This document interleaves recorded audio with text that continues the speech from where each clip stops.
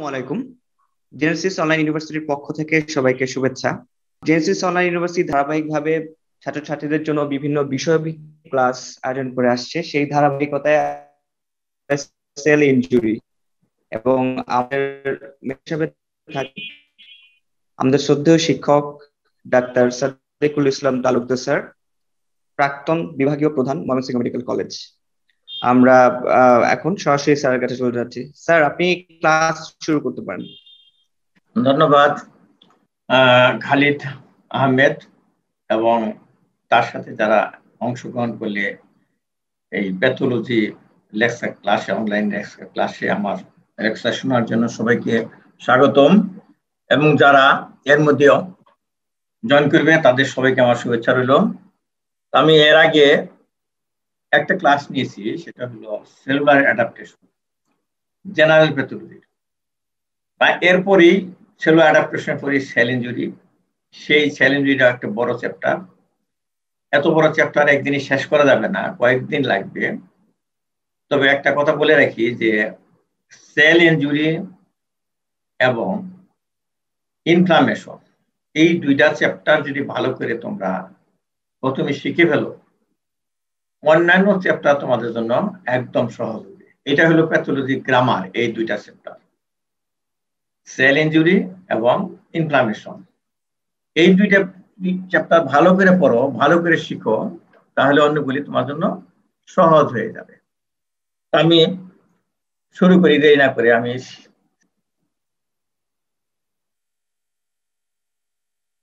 Sell injury কি, সেই কত ক্লাসেরই কন্টিনিউশন। যে আমি বলেছিলাম যে যে সেলুলার সেলের উপরে কোনো ইনজুরি স্টিমুলাই দিলে সেল যে সমস্ত রেসপন্স করে, সে প্রথম রেসপন্স হলো সেলুলার অ্যাডাপ্টেশন। সেটা ডিটেলস আমি গত ক্লাসে বলেছি। If the limit of adaptive response to a stimulus is exceeded, or when adaptation is not possible, a sequence of events follows, termed as cell injury. এটুকু বোঝার ব্যাপার আছে, কিন্তু একদম সোজা না। যে যদি অ্যাডাপটিভ রেসপন্স ফেল করে, আর সম্ভব না সেলুলার অ্যাডাপ্টেশন করা, তাহলে এ সিকোয়েন্স অফ ইভেন্ট ফলো করবে।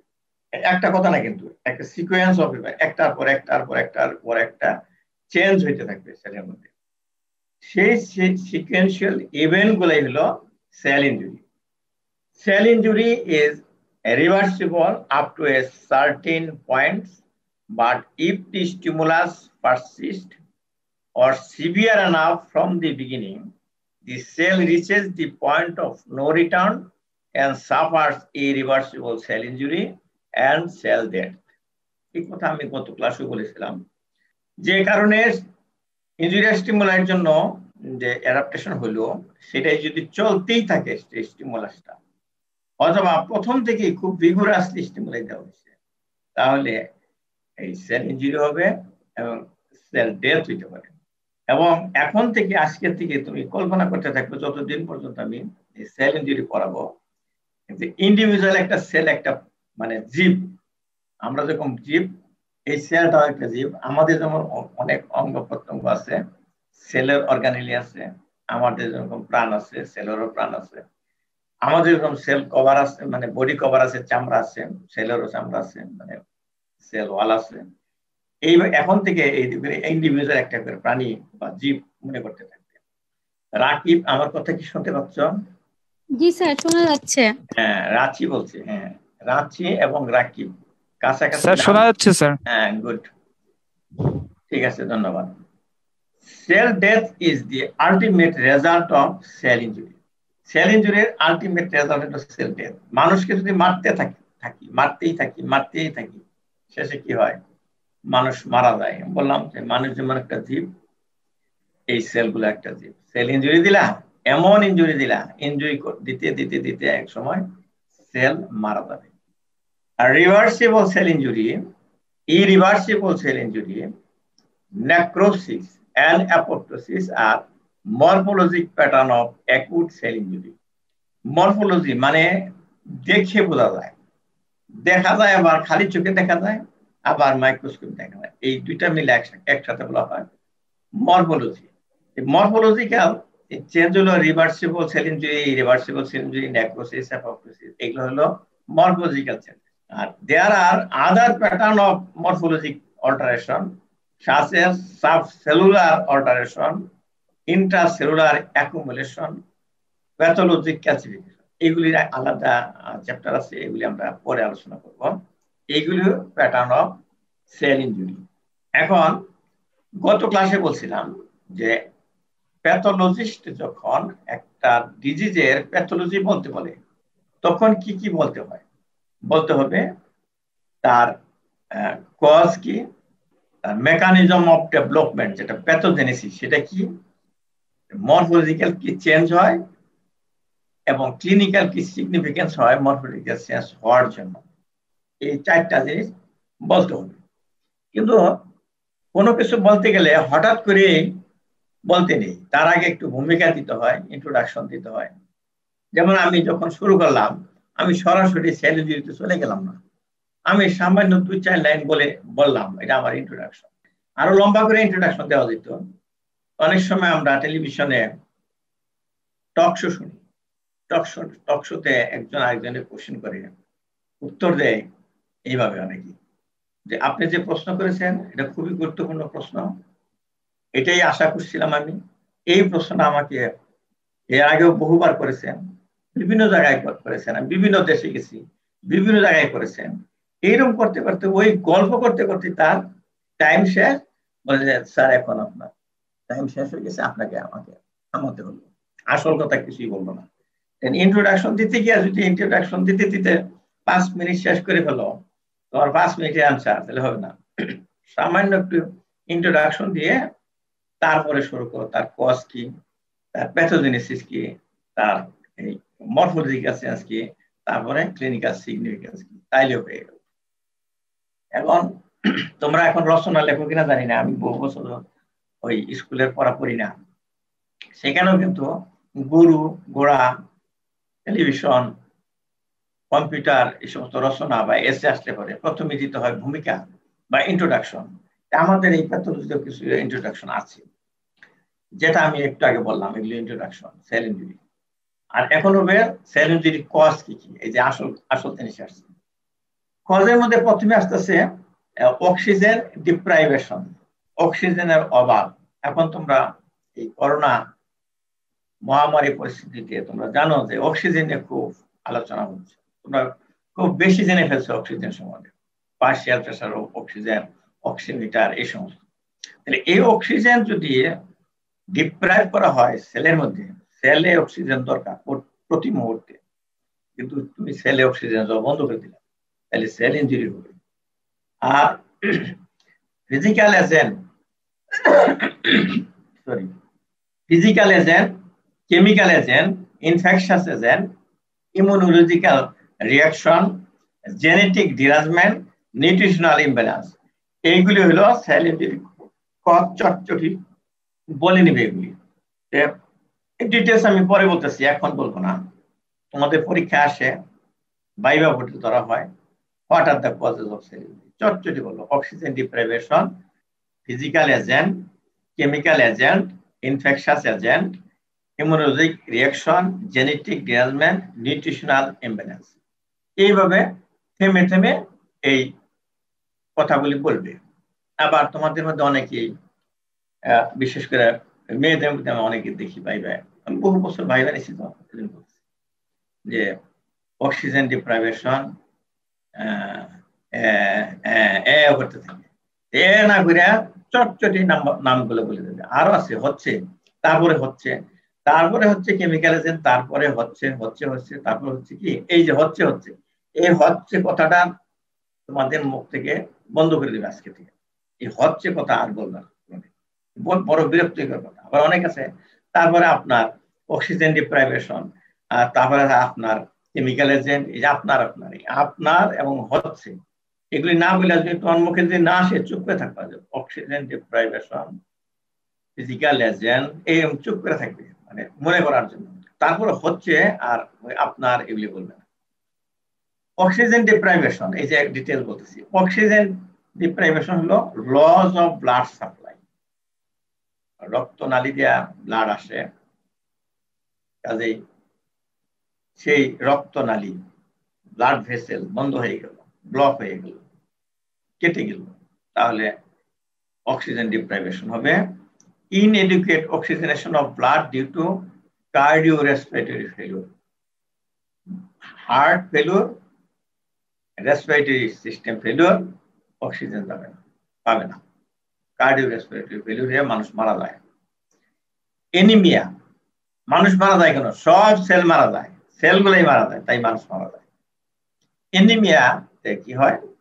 সবই ঠিক আছে, ব্লাড সাপ্লাই আছে ঠিকই, এবং হার্টেও ভালো কাজ করতেছে, লাংসে ভালো কাজ করছে, কিন্তু হিমোগ্লোবিন নাই, তার হিমোগ্লোবিন কনসেন্ট্রেশন কম, কাজেই অক্সিজেন সেলে অক্সিজেন কম পড়বে। আর কার্বন মনোক্সাইড পয়জনিং, এটা অক্সিজেনের সাথে কম্পিটিশন করে, কাজেই কার্বন মনোক্সাইড যদি পয়জনিং হয় তাহলে সেল ইনজুরি হবে, এই অক্সিজেন ডিপ্রাইভেশন হবে, তারই কজ। এরপরে আছে সেল ইনজুরি আরেকটা কজ হলো ওই ফিজিক্যাল এজেন্ট। ফিজিক্যাল এজেন্ট যদি আমি এক চট করে বলতে চাই, চট থাপ্পড় কিল গুষ্টি লাঠি বাড়ি, মারামারি হচ্ছে, বাড়ি হচ্ছে, অ্যাক্সিডেন্ট হচ্ছে, এগুলি হলো ফিজিক্যাল এজেন্ট। মেকানিক্যাল ট্রমা এগুলি। আর এক্সট্রিম অফ টেম্পারেচার বোঝাচ্ছে যে টেম্পারেচার একদম কম হইলেও সেল ইনজুরি হবে, একদম বেশি হইলেও, মানে বেশি তাপমাত্রায় সেল ইনজুরি হবে, আবার একদম 0 ডিগ্রি তাপমাত্রায় সেল ইনজুরি, একদম পচে যায়, আঙ্গুল ছিঁড়ে পড়ে যায়, ফ্রস্ট বাইট বলা হয়, দিনাজপুর অঞ্চলে এরকম হয়। Sudden change in atmospheric pressure. Sir আমার বাসা দিনাজপুর স্যার। ধন্যবাদ রাকিব।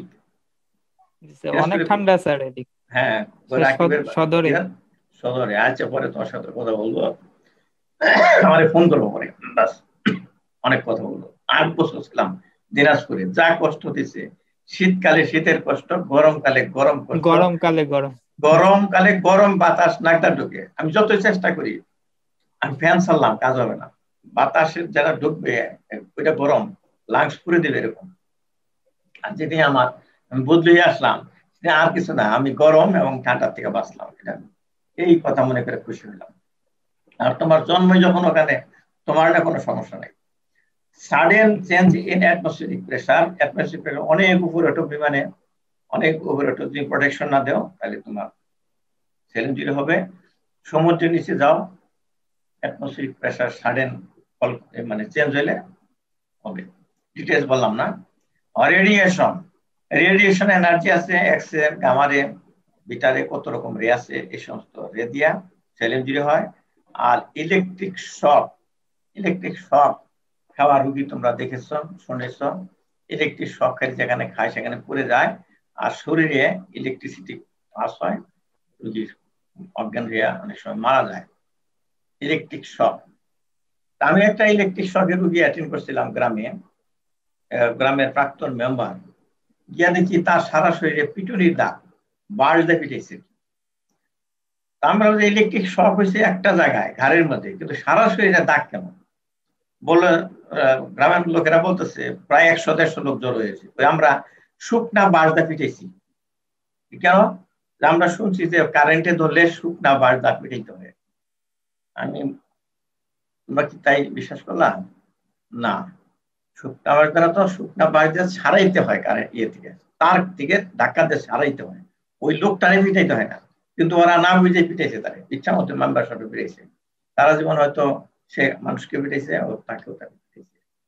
কাজে ইলেকট্রিক শক হলে সেল ইনজুরি হবে, যেখানে লাগবে ওখানে সেল পুড়ে যাবে, আর সারা শরীরে ইনজুরি হবে। এরপর আছে chemical এজেন্টে simple chemicals such as glucose or salt in hypertonic concentration. তোমরা জানো যে গ্লুকোজ খুব ভালো জিনিস, আমরা শরবত খাই, স্যালাইন হিসেবে ভেইনে দেওয়া হয়, ভালো, কিন্তু যদি বেশি কনসেন্ট্রেশন দেওয়া হয়, আমরা দেই সাধারণত 5%, 10%, হ্যাঁ খুব বেশি জোর হলে 50%। কিন্তু কোনো একজন পলিসি সৈনিক হোক বা কম জানা মানুষ যদি মনে করে একটু পাওয়ার বাড়াই দিই, কনসেন্ট্রেশন বাড়াই দেন, গ্লুকোজে 100%, আরো বেশি দিয়ে দিলাম, প্রতিযোগিতা হলো ওজন 50% দিয়ে আমি 100% দেবো, তার মানে যে অধিক কনসেন্ট্রেশন দেওয়াতে সেল ইনজুরি হবে, ব্লাড সেল নষ্ট হয়ে যাবে। আবার যদি হাইপোটনিক হয় ওই তাহলে সেল ইনজুরি হবে। অক্সিজেন ইন হাই কনসেন্ট্রেশন, অক্সিজেনের জীবন বাঁচায়, কিন্তু অক্সিজেন যদি বেশি দেওয়া হয়, কনসেন্ট্রেশন বেশি দেওয়া হয়, তাহলে সেল ইনজুরি হবে। Poison such as arsenic, cyanide, mercury, এগুলি এই পয়জন, নামেই পয়জন, বিষাক্ত কেমিক্যাল তারা সেবন করলে বা প্রয়োগ করলে সেল ইনজুরি হবে। এরপর আস্তে আস্তে কমন জিনিস যেটা infectious agent, virus, rickettsia, bacteria, fungi, Parasite, details বলা দরকার নাই, এইগুলি সেল ইনজুরি করে। এন্ড বর্তমানে কোনটাই বেশি ইনজুরি করতেছে রাচি? বর্তমানে কোন ভাইরাসে বেশি ইনজুরি করতেছে? Sir RNA virus. RNA virus তো একটা গ্রুপ বললাম। Sir corona. করোনা, ইয়েস, ধন্যবাদ। আনমিউট, তাহলে mute. Virus, rickettsia, bacteria, fungi, Parasite. তাহলে বুঝলা যে ভাইরাসটা কেমন জিনিস, সবচেয়ে ছোট কিন্তু সবচেয়ে তার মারাত্মক এক জিনিস। বড় বেলার তো ধরা যায়, ছোট বেলার ধরা যায় না। ইমিউনোলজিক রিয়াকশন, ইমিউনোলজি তোমরা পড়বে ভালো করে, তোমাদের ক্লাস আছে। এখানে শুধু বলে যাই, যেমন anaphylactic reaction to foreign protein or a drug. একটা ড্রাগ ইনজেকশন করে দিলা বা কোনো একটা প্রোটিন ইনজেকশন করলা ভ্যাকসিন হিসাবে, সেটা তো ফরেন প্রোটিন, তোমার বডি এটাকে চিহ্নিত করলো যেটা তো বাইরের প্রোটিন, তার এগেইনস্ট একটা রিয়াকশন করিয়া মেরেই ফেলবো, তোমার মানে রুগী মেরে ফেলে, এটা অ্যানাফাইলেকটিক শক বলে। সবাই কি না, হাজারে, কয়েক হাজারে বা লাখে একজন দুজনকে মেরে ফেলে অ্যানাফাইলেকটিক শক হইয়া। আগের দিনে এরকম পেনিসিলিন ইনজেকশন দেওয়ার পরে এই ঘটনা। Reaction to endogenous self antigen, auto immune disease, আমার শরীরের প্রোটিনের এগেইনস্টে আমার শরীরে অ্যান্টিবডি প্রোডাকশন করে, ফরেন মনে করিয়া, তাহলে নিজের শরীরের কোষ নিজের শরীরের কোষে মেরে ফেলে, এটা হলো অটো ইমিউন ডিজিজ।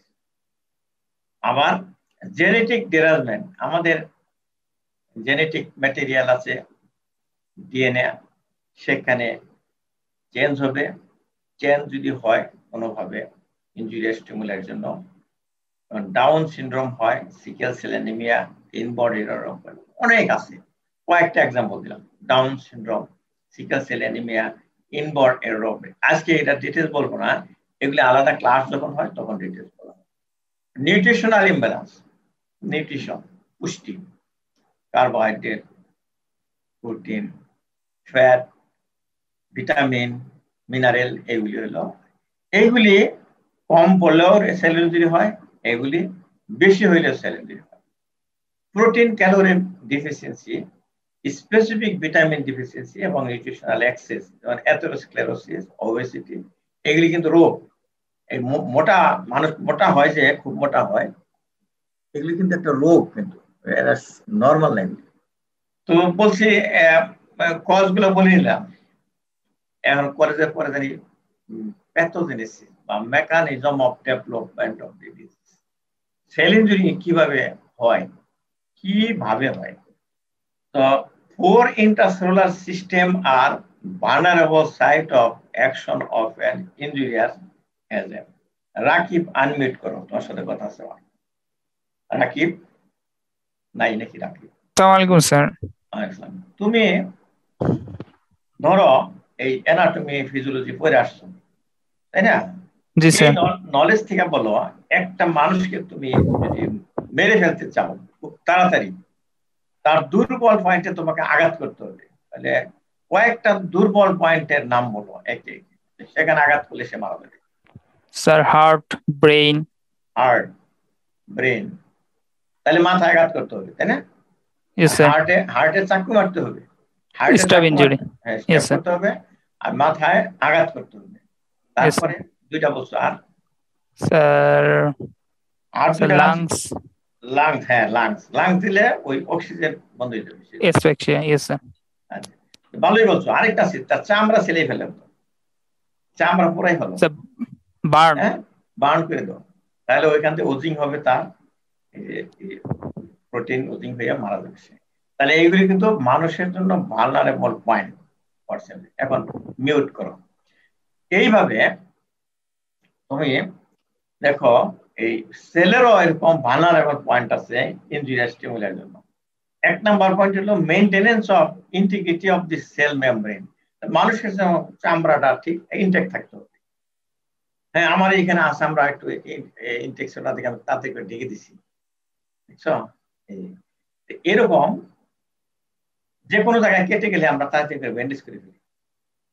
এই চামড়া যদি নষ্ট করে দেওয়া যায় মানুষের, যেমন হয় সেলের ওয়াল যদি নষ্ট করে দেওয়া যায়, সেল মেমব্রেন, তাহলে on which ionic and osmotic homeostasis of the cell and its organelles depends. এই যে আয়নিক এক্সচেঞ্জ হবে, অর্গানেলকে ধরে রাখবে, এগুলি এই সেল মেমব্রেনকে ডিস্ট্রয় করলে এটা হয়ে যাবে। 2 নম্বর পয়েন্ট হলো aerobic respiration involving oxidative phosphorylation and production of adenosine triphosphate. মানুষের যখন লাংসে রেসপিরেশন হচ্ছে, তুমি বলবা লাংসে আঘাত করলেও কাজ হবে, মারা যাবে। এখানেও তাই, সেলের যে রেসপিরেশন সিস্টেম হলো অক্সিডেটিভ ফসফোরাইলেশন রেসপিরেশন। এখানে তৈরি হয় এটিপি, এই এটিপি দিয়ে এনার্জি মেইনটেইন করে।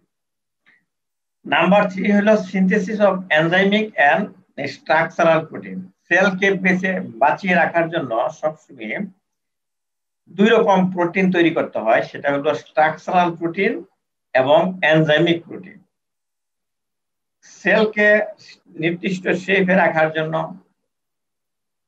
স্ট্রাকচারাল প্রোটিন লাগে। একটা ঘরকে যেমন স্ট্রাকচার রাখার জন্য খুঁটি লাগে, এই বিভিন্ন রকম ফ্রেম লাগে, কাঠের হোক অথবা বাঁশের হোক অথবা স্টিলের হোক, এরকম সেলকে যে আমাদের এই এক একটা সেল, কোনোটা গোল কোনোটা ওভাল, এই শেপে রাখার জন্য ওই স্ট্রাকচারাল প্রোটিন লাগে।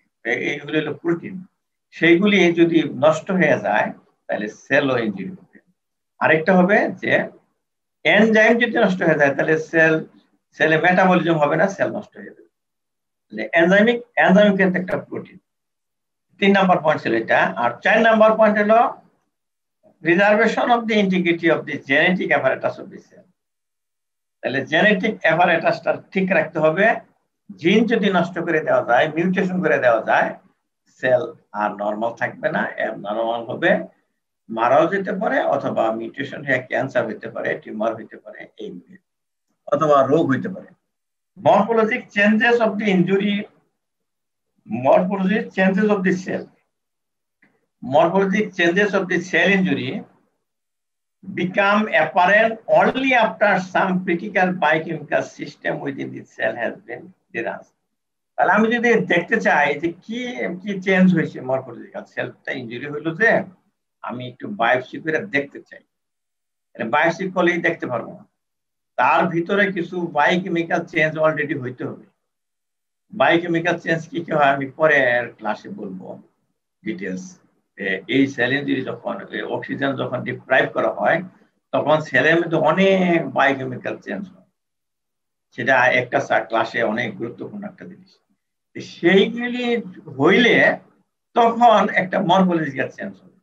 কাজেই the reaction of the cell to injury stimuli depend on the type of injury, its duration and its severity. তাহলে এই যে রিঅ্যাকশন যে করবে, কতটুকু করবে, সেটা ডিপেন্ড করবে কি দিয়ে ইনজুরি করা হলো, অথবা কতক্ষণ পর্যন্ত স্টিমুলাইটা কাজ করছে, অথবা কেমন সিভিয়ার ছিল সেটা। হালকা একটু গরম দিলাম তাহলে কি হবে, তাহলে হবে আচ্ছা এই রাঁচি তুমি আনমিউট হো। জি স্যার। আচ্ছা, তুমি যদি তোমার কোনো বান্ধবীর শরীরে এই একটা এই লোহার যে ভাজে যে ভাজা কাটা বলে, হ্যাঁ, এটাতে যদি হিট করে তুমি একটু টাচ করো হালকা, তাই চামড়ার মতো এখানে কি হবে, ফোসকা পড়বে? না স্যার, ফোসকা পড়বে না, শুধু লাল হবে, মানে এটা মরফোলজিক্যাল চেঞ্জ হবে, শুধু একটু রেড হবে, তাই না? আর যদি একটু ভালো করে ধরো, বেশি করে ধরো, তাহলে কি হবে? বেশি করে ধরলো আর কি, অনেকক্ষণ ধরো, তাহলে ফোসকা পড়বে, তাহলে ফোসকা পড়বে, তাই না? আরো বেশি বেশি করে বলে ফুইটা মানে কি হয়ে যাবে, মানে এবড়ো থেবড়ো হয়ে যাবে। তাহলে সেইটাই জিনিসটা, যদি কি দিলা, কতটুকু দিলা, কতটুকু স্থায়ী হলো, এতটুকু নির্ভর করবে তার মর্ফোলজিক চেঞ্জের উপরে। এখন মিউট হোক। The type, state and adaptability of the injured cell also determine the consequence of cell injury. তাহলে the type, state and adaptability of the cell, এতক্ষণ বললাম যে কি দিয়ে দিলাম, আবার ওই যে সেলের উপর দিলাম, সেই সেলগুলোর আবার টাইপ কি, সেটা কি কানেকটিভ টিস্যু সেল, সেটা কি এপিথেলিয়াল সেল, সেটা কি ওই লেভাল সেল নাকি স্টেবল সেল, এই যে টাইপ আছে এটার উপর নির্ভর করে কেমন ইনজুরিয়াস এই করবে। মেনি টক্সিন, তাহলে তুমি এক সময় বলছিলাম যে টক্সিন যেগুলা মানে ওই বিষাক্ত জিনিস, সেইগুলি can cause cell injury by interfering with endogenous substrate or enzyme. এই যে বিষাক্ত জিনিস যেগুলি, এই সায়ানাইড বলছিলাম, এই বিষাক্ত জিনিসগুলা কি করে, তারা ওই যে সেলের এনজাইম থাকে যে এই এনজাইমকে নষ্ট করে দেয়, অথবা এই সাবস্ট্রেটকে নষ্ট করে দেয়। পার্টিকুলারলি ভালনারেবল আর গ্লাইকোলাইসিস, সাইট্রিক অ্যাসিড সাইকেল, যে এনজাইম যদি হয় তাহলে এটা হয়ে যাবে দরকারি জিনিস, সাইট্রিক অ্যাসিড সাইকেল আর অক্সিডেটিভ ফসফোরাইলেশন। সায়ানাইড, সাপের বিষ, সাপ যখন দংশন করে, কামড়ায়, তার লালা থেকে যে বিষাক্ত জিনিসটা বের হয় এটাকে বলে সায়ানাইড, খুবই বিষাক্ত, মারা যায় এটা, যে রক্তে ঢুকতে পারে। ঠিক করে inactivate cytochrome oxidase and fluoroacetate interfere with citric acid cycle. Cytochrome oxidase একটা এনজাইম, তাকে ইনঅ্যাক্টিভ করে দেয় সায়ানাইড, সাপের বিষ।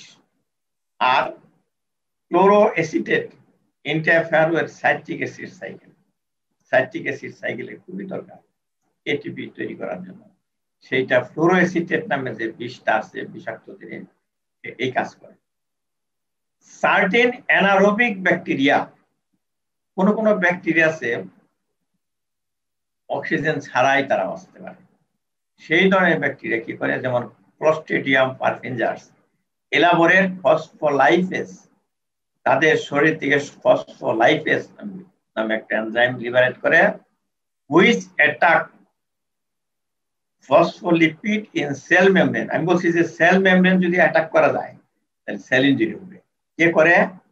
ওই যে ক্লস্ট্রিডিয়াম পারফিনজারের যে ব্যাকটেরিয়া, সে কি করে, ইলাবোরেট করে ফসফোলাইপেজ, ফসফোলিপিডকে এসে নষ্ট করে দেয় সেল ওয়ালে।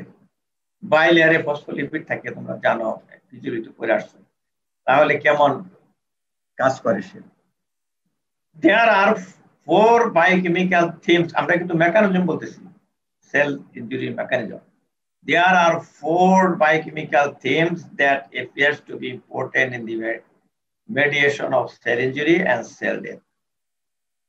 যে কোনো জিনিস যুদ্ধ শুরু হইলে, আমাদের যুদ্ধ হয়েছিল 9 মাস, যুদ্ধ তো শুরু হয়েছে প্রথম দিন 26শে মার্চ, ওই দিন তো যুদ্ধ শেষ হয়ে গেল না।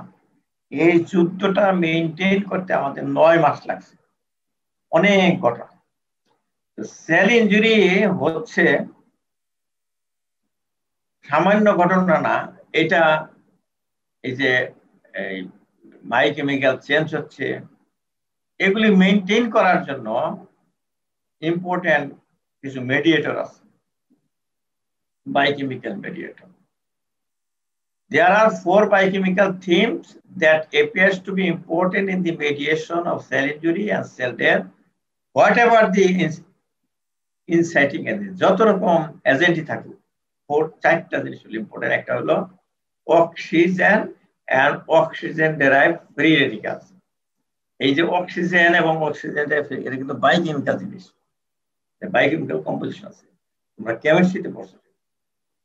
অক্সিজেন থেকে যে সমস্ত ফ্রি রেডিক্যাল নিয়ে আজকে আলোচনা করবো না, এর আলাদা ক্লাস আছে, ইম্পর্টেন্ট ক্লাস আছে। তো সেগুলি আর হলো intracellular calcium and loss of calcium homeostasis, এই বায়োকেমিক্যাল চেঞ্জ।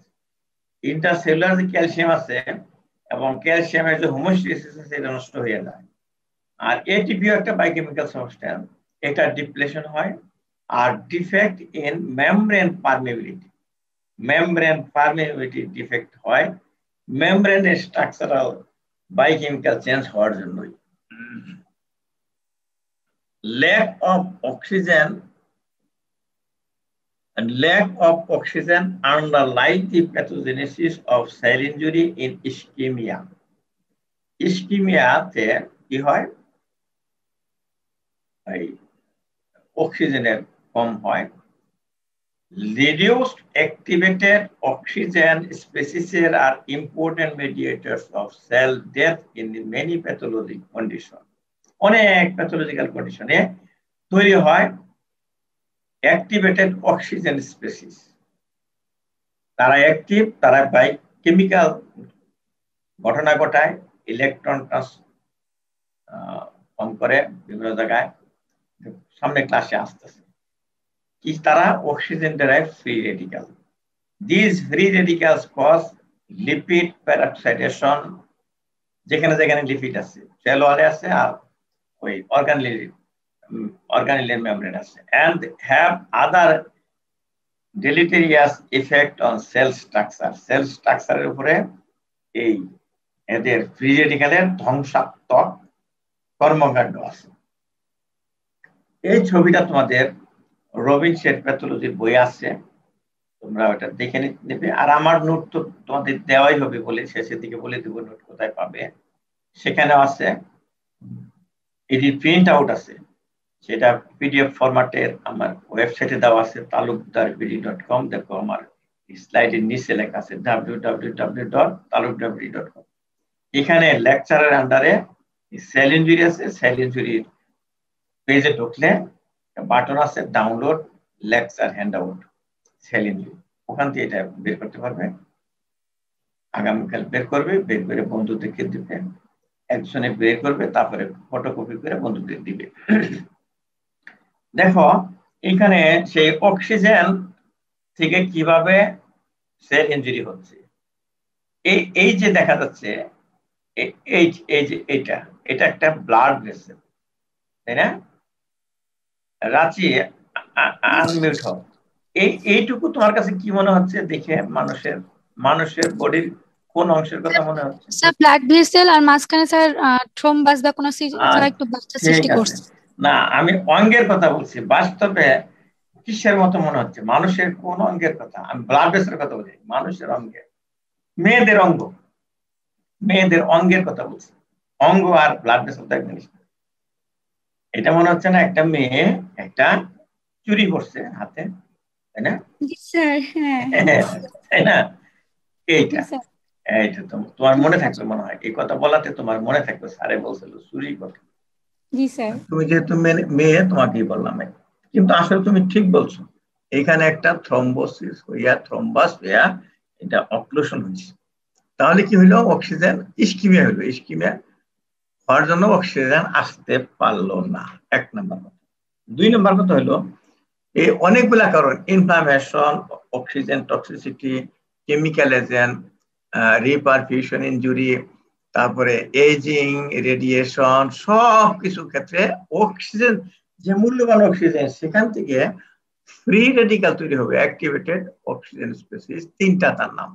একটা হলো এই সুপার অক্সাইড, এই যে অক্সিজেন ও লেখার পরে টু লিখে আবার ওই যে দেখো ডট দেওয়া, ডট দিয়ে একটা দাগ দেওয়া হয়েছে, এটার নাম হলো সুপার অক্সাইড।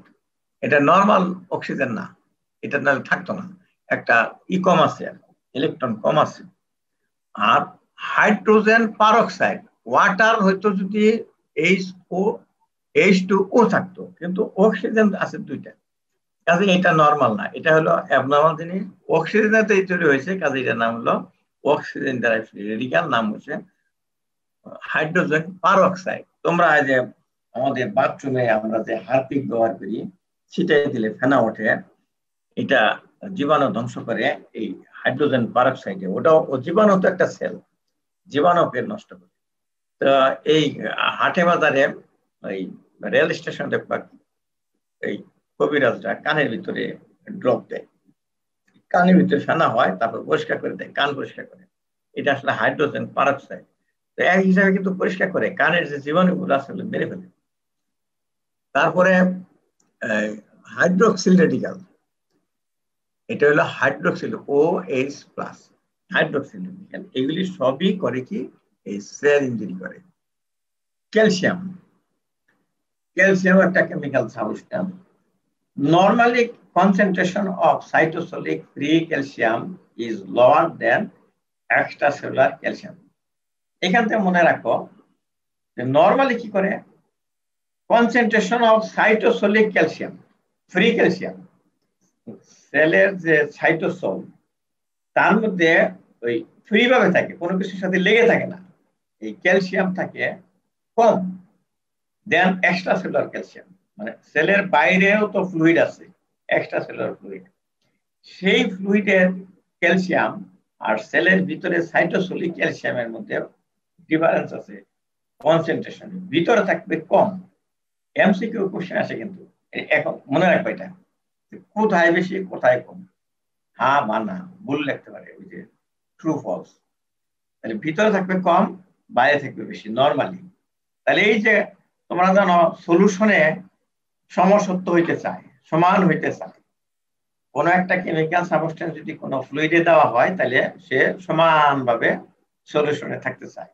কিন্তু এই যে কোন শক্তিটাকে এরকম ডিফার করলো বাইরে এবং ভিতরে, such gradient is modulated by membrane associated energy dependent calcium magnesium ATPase, একটা কমপ্লেক্স এনার্জি ডিপেন্ডেন্ট, এনার্জি লাগে তার ATPase, সেইটা এটা মেনটেন করে।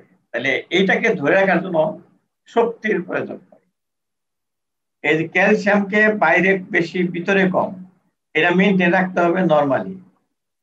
এই নরমালি রাখতে গেলে শক্তির প্রয়োজন হবে। তাহলে একটা সবসময় বাতাসে আমার দরজা ধাক্কায় এদিকে আনতেছে, ঝড়ে ধরে অথবা একটা পানি আসতেছে, তাহলে আমাকে শক্তি খাটাইয়ে সবসময় দরজাটাকে ধরে রাখতে হবে, তাহলে আমার এনার্জি নষ্ট হবে না। এরকম যে একদিকে বেশি আছে আরেকদিকে কম আছে, এটা ক্যালসিয়াম ম্যাগনেসিয়াম ATPase একটা কমপ্লেক্স আছে, সেটা করে এটা, সেখানে ATP দরকার হয়। Most intracellular calcium is restored in mitochondria and endoplasmic reticulum. তাহলে ভিতরে কিন্তু ক্যালসিয়াম বেশি থাকে, আমি সেটা বলছি না যে থাকে না, কিন্তু সেটা থাকে সিকুয়েস্টার্ড অবস্থায়, ফ্রি থাকে না, ফ্রি ক্যালসিয়াম থাকে না, সেটা থাকে সিকুয়েস্টার্ড অবস্থায়। তোমাদের হোস্টেলের বা তোমাদের আশেপাশে অনেকগুলো ড্রেন দেখেছো, ড্রেনে ময়লা পানি যাচ্ছে, দেখবে যে পলিথিন যে ফেলছে সেগুলি বিভিন্ন কাঠির সাথে লাঠির সাথে লেগে ওখানে প্রতিবন্ধকতা সৃষ্টি করে আছে। এই যে এটাকে বলা হয় সিকুয়েস্টার্ড, এই যে লেগে থাকা ভাসমান জিনিস, পলিথিন একটা ভাসতেছিল, ও ওখানে গিয়ে লেগে আছে, সিকুয়েস্টার্ড হয়ে গেল। এইরকম সিকুয়েস্টার্ড অবস্থা থেকে এন্ডোপ্লাজমিক রেটিকুলামের সাথে, এন্ডোপ্লাজমিক রেটিকুলাম গুলো হলো সুতার মতো। আমাদের যে বিদ্যুতের তারগুলো আছে, সকালবেলা তোমরা যদি জানালা দিয়ে বিদ্যুতের তারের দিকে তাকাও, অথবা বিকেল বেলা ডোবার পরে সাথে সাথে তুমি দেখবে যে শত শত ছোট ছোট পাখি ওই বসে আছে তারের উপর। তাহলে আগে ছিল স্মুথ তার, তার আগে ছিল স্মুথ। যখন বাবুই পাখি বা কাক বা অন্যান্য পাখি দল ধরে বসলো, শালিক পাখি, তখন কি নাম হলো? তখন কিন্তু স্মুথ রইল না, তখন রাফ হয়ে গেল। এরকম এই এন্ডোপ্লাজমিক রেটিকুলামের সাথে মাইটোকন্ড্রিয়ার সাথে ক্যালসিয়াম গুলা লেগে থাকে যখন, তখন বলা হয় rough endoplasmic reticulum. Ischemia and other toxin causes an early increase in cytosolic calcium concentration. Ischemia যদি হয় অথবা অন্যান্য কারণে সেল ইনজুরি হয় তাহলে সাইটোসোলিক এই যে ক্যালসিয়াম, যে ফ্রি ক্যালসিয়াম, এটা বেড়ে যায়। সাইটোসোলিক ক্যালসিয়ামটা নর্মাল চেয়ে বেড়ে যায়, এইটাই হলো পয়েন্ট। কিভাবে বেড়ে যায় সেটা তোমাদের জানতে হবে। কি জন্য? Owing to the net influx of calcium across the plasma membrane, ওই প্লাজমা মেমব্রেন দিয়ে বাইরে থেকে ভিতরে ঢুকে পড়ে, কারণ সেল ইনজুরি হয়, যে সেল ওয়াল ইনজুরি হয়, ঢুকে পড়ে। এবং release of calcium ion from mitochondria and endoplasmic reticulum. Mitochondria এবং এন্ডোপ্লাজমিক রেটিকুলামে যে সমস্ত ক্যালসিয়াম লেগে লেগে ছিল সিকোয়েস্টার্ড, ওরা পড়ে যায়, জোরে পড়ে। তাইলে কি হলো? নেট রেজাল্ট কি হলো? বাইরের দিকে আসলো ক্যালসিয়াম, ভিতরে যেগুলা ছিল সেটাও সেরে গেল, তাইলে সাইটোসোলিক ক্যালসিয়াম বেড়ে গেল। সাইটোসোলিক ক্যালসিয়াম যদি বেড়ে যায় তাইলেই হয়তো তোমার সমস্যা। Sustain rise in cell calcium ion subsequently result from non-specific increase in membrane permeability. ওটা তো একটা স্পেসিফিক বলে, নন স্পেসিফিক মেমব্রেনে ঢুকতেছে, এরপরে সাস্টেন ঢুকতে আছে। Increase calcium ion in turn activate A number of enzyme. একটু ভালো করে মনে রাখো, এই যে ক্যালসিয়াম বেশি হয়ে গেল ভিতরে, সে কি করে? এ নাম্বার অফ এনজাইমকে অ্যাক্টিভেট করে, a number of enzymes activate করে with potential deleterious cellular effect। দরকারি তো আমাদের ধ্বংসাত্মক কাজ করা। ক্যালসিয়াম বেড়ে গেল, অনেক ধরনের এনজাইম অ্যাক্টিভেটেড হয়ে গেল। এনজাইম কিন্তু সবসময় আছে, কিন্তু ক্ষতি করে না। এনজাইম ক্ষতি করে কখন? ক্ষতি মানে কি? চেঞ্জ করে, ক্যাটালিস্ট হিসেবে কাজ করে যখন সে অ্যাক্টিভেটেড। তাহলে ক্যালসিয়াম বেড়ে গেলে অ্যাক্টিভেটেড হবে, তার যা কারণ করবে। আর তোমাদের মধ্যে সন্ত্রাসী যারা আছে, কিছু কিছু ছাত্র তো সন্ত্রাসী আছে, 5% ছেলে সব জায়গায় সন্ত্রাসী থাকে। সুযোগ যদি পায় কোনোভাবে, রাকিব, তারা কি কি ধ্বংসাত্মক কাজ করে বলো তো মেডিকেলের ছাত্ররা? স্যার মেডিকেলের ছাত্র তো অনেক ভালো স্যার, ভার্সিটি ছাত্ররা খারাপ স্যার। আচ্ছা, না কোনো প্রতিষ্ঠানের ছাত্র খারাপ না, কিন্তু এই বাই কি বলে নেচার কিছু কিছু ছেলে খারাপ না, তাদের বলবো না, তারা ওই অ্যাক্টিভেটেড হয়ে যায় যে কোনো কারণে। অল্প কিছুতেই তারা অ্যাক্টিভেটেড হবে, ওইখানে অ্যাক্টিভিস্ট অ্যাক্টিভ, লাঠি ছোটা হাতে নেবে, প্রতিবাদ করবে। লাঠি হাতে নিয়ে কি করবে? সে মারামারি না, সে এই গাড়ি ভাঙবে, সে ওই এটা ভাঙবে, সেটা ভাঙবে, মোটরসাইকেল কোবাবে। এটা কি ভালো কাজ? এটা হলো ধ্বংসাত্মক কাজ। এটা সর্বযুগে হয়, এখনো হয়, আমরা দেখি। এটা থাকবে, এটা তাহলে তো তুমি জানতে গেলে ধ্বংসাত্মক কথা থাকতোই না, হয় এরকম হইতে পারে। আগে বেশি হয়তো, এখন কম হয়। তো যাই হোক, এই কোনো সময় তোমরা কোনো একটা গ্রুপকে তোমরা কি বলবো না, দোষারোপ করবো না। ওই চট করে বলে ফেললাম না ইউনিভার্সিটি, তা না, তুমি শুধু নিজের কথাই বলবো, আরেকজনকে বলবো না। তাহলে সে তোমার প্রতি বলবো যে না, সে আমাদেরকে একটু কটাক্ষ করে কথা বলছে, তাহলে তোমার উপর ধ্বংসাত্মক কাজ চালাবে। বুঝতে পারছি তুমি একটু ই করে ঠাট্টা করে বলছো, কোনো সময় বলবে না যে স্যার মেয়েরা এরকম করে, আমার মেয়েরা বলবে না স্যার ছেলেরা এরকম করে। তাহলে কোনো একটা গ্রুপকে কোনো সময় ইনকিমেট করা যাবে না, সবসময় বলবা কিছু কিছু। আমি বলে এনেছি কিন্তু কয়েকজন মাত্র, এই 5-6 জন শতকরা এরকম করে, সবাই ধ্বংসাত্মক কাজ করে না। যাই হোক, এরকম ছেলের আবার দরকারও হয় যখন আসলেই কোনো সময় প্রটেস্ট করতে হয় কোনো অন্যায়ের বিরুদ্ধে, তখন এরাই আগে আগে যায়, দেখা গেছে। ATPase hashtag ATP depletion. ATP একটা কেমিক্যাল সাবস্টেন্স এবং এনার্জি দরকার, এটাকে ডিপ্লেশন করে এটিপিএস, এই এনজাইম অ্যাক্টিভেটেড হয়ে।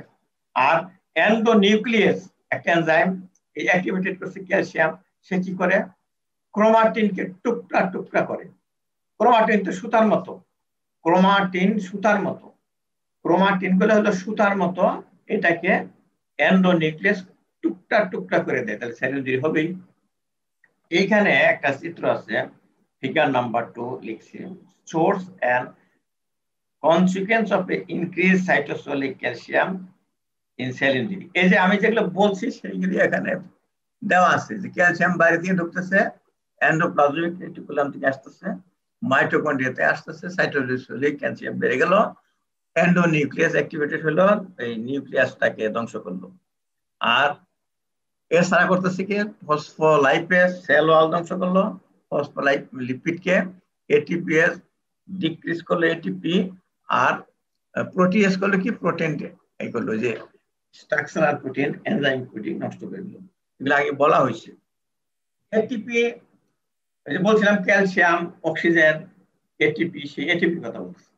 Decreased ATP synthesis is consequence of both ischemic and hypoxic injury. Ischemia এবং hypoxia যদি হয় তাহলে ATP ডিপ্রেশন হয়ে গেল আসল consequence. ATP is required for many synthetic and degradative process within the cell. এটা সহজেই বললাম, অনেক সিনথেসিসের সময় এটিপি দরকার হয় এবং ডিগ্রেডেশন করার জন্য দরকার হয়। সিনথেসিস করাও আমাদের দরকার আছে, ডিগ্রেডেশন করার দরকার আছে। This include membrane transport, ATP membrane transport করতে দরকার হয়, প্রোটিন সিনথেসিস, লাইপোজেনেসিস। আচ্ছা, একটা সাইকেলে করে যদি 1-2 বস্তা ধান নিয়ে যেতে চাও, এনার্জি আসবে কোথা থেকে? এনার্জি আসবে যে সাইকেল চালায় তার থেকে। সেরকম আর কি, সাইকেল তো বাহক ধানের বস্তা, কিন্তু ওই লোকটা তো নিয়ে গেল, লোকটা যদি না থাকে তাহলে সাইকেল দেখি সেরকম আর কি। এটিপি যদি না থাকে তাহলে সেল মেমব্রেন কাজ করবে না। This include membrane transport, protein synthesis, lipogenesis, deacylation, reacylation reaction necessary for phospholipid turnover. And ATP depletion plays a role in the loss of integrity of the plasma membrane that characterizes cell death. ATP depletion plays a role in the loss of integrity of the plasma membrane. Plasma membrane integrity loss করে দিলে তাহলে একটা characteristic of sell, মানে মানুষকে যদি চামড়া ছিলেই দেওয়া যায়, পোড়াই দেওয়া যায়, যেরকম বিদ্যুৎ হয়ে যায় মানুষটা, এরকম সেল হয়ে যাবে, সিভিয়ারলি ইনজুর্ড হয়ে যাবে। আর এটা বলছিলাম যে এর আগে মেমব্রেন পারমিবিলিটিটা ঠিক রাখতে হবে। Early loss of selective membrane permeability leading ultimately to overt membrane damage is a consistent feature of all form of cell injury. It is the result of series of events involving ATP depletion and calcium modulated activation of phospholipids. আগে বলছি, plasma membrane can also be damaged directly. এতক্ষণ তো বললাম ওইভাবে calcium directly damage করে দিল, injurious substance মেমব্রেনকে damage করে দিল, একটা হিট দিলে তো মেমব্রেন ড্যামেজ হবে। বাই সার্টেন ব্যাকটেরিয়াল টক্সিন দেওয়া হয়, ভাইরাল প্রোটিন দেওয়া হয়। এই যে আমাদের যে করোনা ভাইরাস কি করে, এই সেল মেমব্রেন ড্যামেজ করে দেয়, এই রেসপিরেটরি ট্র্যাক্টে। অক্সিজেন দিলেও কাজ হইতে চায় না, তখন তো সেলই নাই, অক্সিজেন দিয়ে কি হবে? Lytic complement component, product of cytolytic lymphocyte, lymphocyte product is cytolytic, and a number of physical and chemical agent. এখন এতক্ষণ বললাম যে কিভাবে সেল ইনজুরি হয়, মেকানিজম সেল ইনজুরি। এখন আবার সেল ইনজুরি ফর্ম আছে, কমন ফর্ম, অনেক ধরনের সেল ইনজুরি আছে, কিন্তু কমন ফর্ম যেগুলো আমাদের খুব জানতে হবে, প্যাথোলজিতে ভালোভাবে শিখতে হবে, সেটা হলো ischemic and hypoxic injury, free radical injure cell injury, toxic injury. এইগুলো আমি ক্লাসে পড়াবো, তোমাদের নেক্সট ক্লাসে আমি পড়াবো, এই জন্য নাম বলে রাখতেছি। Ischemic and hypoxic injury, free radical induce cell injury, toxic injury. সেটা হবে আগামী ক্লাসে হবে। সেটা প্রায় 1 ঘন্টা হয়ে গেল, 45 মিনিট একটানা ক্লাস নিলে নাকি ছাত্রদের মাথায় আর ধরতে চায় না। লক্ষ্য করবে যদি একটানা কথা বলা হয় 45 মিনিট, তারপরে ছাত্রদের মাথা ঘাবড়ে যায়, বিগড়ে যায়, আর শুনতে চায় না, গন্ডগোল করতে চায়, পিছনে শব্দ করতে চায়। এই জন্য আমি 45 মিনিটের বেশি ক্লাস নিই না সাধারণত। আজকের ক্লাস কিন্তু 45 মিনিট হয়ে গেছে প্রায়। তো আমার মনে হয় ইসকিমিক অ্যান্ড হাইপোক্সিক ইনজুরি টা আগামী ক্লাসে শুরু করলে ভালো হয়, বেশ মাথা নিয়ে আসবে তখন। এর ইম্পর্টেন্ট একটা ক্লাস। দেখি আর কতটুকু আছে। জি স্যার। এইটা আসলে আজকে না জয় হলো, ইসকিমিক ইনজুরি আগামীকাল শুরু হবে। এখান থেকে তোমাদের এখন আগামীকাল মানে আগামী ক্লাসে কবে নিব সেটা পরে বলবো, যদি তোমরা চাও তাহলে নেব।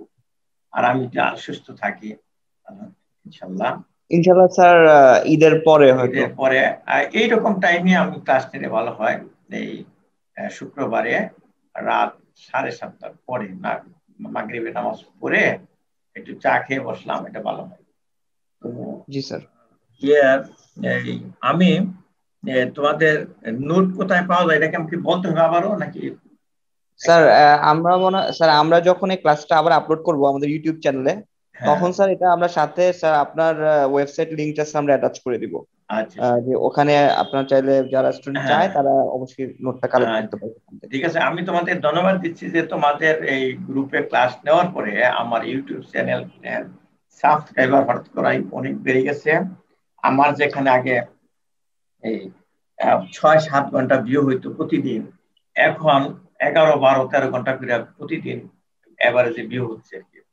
আমি মনে করছি তোমরাই দেখতেছো এবং তোমরা সাবস্ক্রাইবার বাড়ার জন্য এরকম হয়েছে। আমি শুধু ক্লাসই দিই না, আমি ওখানে ছাদ বাগান করি, সেগুলি ভিডিও দেই, এবং সাধারণ মানুষের জন্য স্বাস্থ্য কথা নামে আমি কিছু কথাবার্তা বলি, যেগুলি সাধারণ মানুষের জানতে হয়। সেগুলো তোমরা যদি আমার মতো করে আমি কিভাবে বলি এইভাবে সাধারণ মানুষের সাথে বলতে পারো, আমি মনে হয় তোমাদেরকে সাধারণ মানুষ মনে করবে তোমরা ভালো জানো আর। কারণ সাধারণ মানুষ কিন্তু তোমার কাছে অনেক কিছু জানতে থাকবে, তুমি কিন্তু এখনো জানো না। 2 বছর যাবত পড়তেছো, 3 বছর যাবত যদি একটা রোগের কথা জিজ্ঞেস করে, তুমি আমাকে পড়ায় নেই, তুমি 3 বছর ধরে কি করতেছো তাহলে মেডিকেল কলেজে, এগুলি পড়ায় নাই। তাহলে তোমাকে ওইভাবে কিছু কথাবার্তা শিখতে হবে, তাদের সাথে কিভাবে কথা বলতে হবে, তারা যেন কোনো সময় মনে না করে তুমি পড়াশোনা করো নাই 3টা বছর, তখন তাদেরকে ওইভাবে বলতে হবে।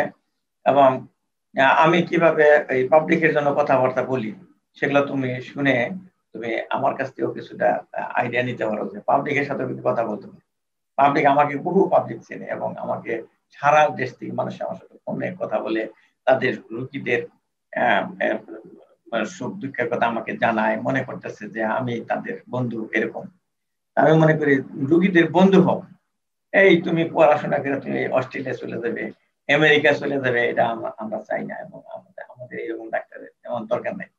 আমাদের মানুষের সাথে, আমাদের দেশের স্বাধীন দেশের মানুষের জন্য তোমরা তৈরি হবে, এটা আমি চাই, আমি সবসময় আশা করি। আর তোমরা হয়তো রাগ করে বলবে যে না স্যার, আমরা তো এই দেশে কোনো সুখ শান্তি পাচ্ছি না। এর নামে সুখ শান্তি, এই দেশের মানুষকে সেবা করবে যে এই সুখ শান্তি। আমি বারবার এই কথা বলি, আজকেও বললাম যারা নতুন আসছে তাদের জন্য। এখন কি করা যায় বলো? খালিদ বলো। স্যার আমরা দেখি আমাদের কোনো প্রশ্ন আছে কিনা, আমাদের মধ্যে যে স্টুডেন্ট আছেন তাদের কি কোনো প্রশ্ন আছে আজকে? তারা তো আবার ইয়ে করছে, ওই যে আমি এটা আগেই করবে। তো স্যার আমরা কি কোনো প্রশ্ন নিব আজকে? আপনারা স্টুডেন্টদের মধ্যে যদি যেটুকু আলোচনা করলাম এর মধ্যে থেকে যদি একটু ভালো করে বোঝার জন্য বলতে পারো তাহলে বলো, যে এটুকু আমি বুঝছিলাম না, আমি একটু ক্লিয়ার হইতে চাই। নাই না এমনি কোনো কমেন্ট করে নাই? দেখো তো কমেন্টে আমাদের প্রশ্ন আমি দেখেছিলাম স্যার, আমি লাস্টে প্রশ্ন দেখিনি, আমি আরো একটু চেক করি স্যার। নাই না? আচ্ছা ঠিক আছে, তাহলে শেষ করব।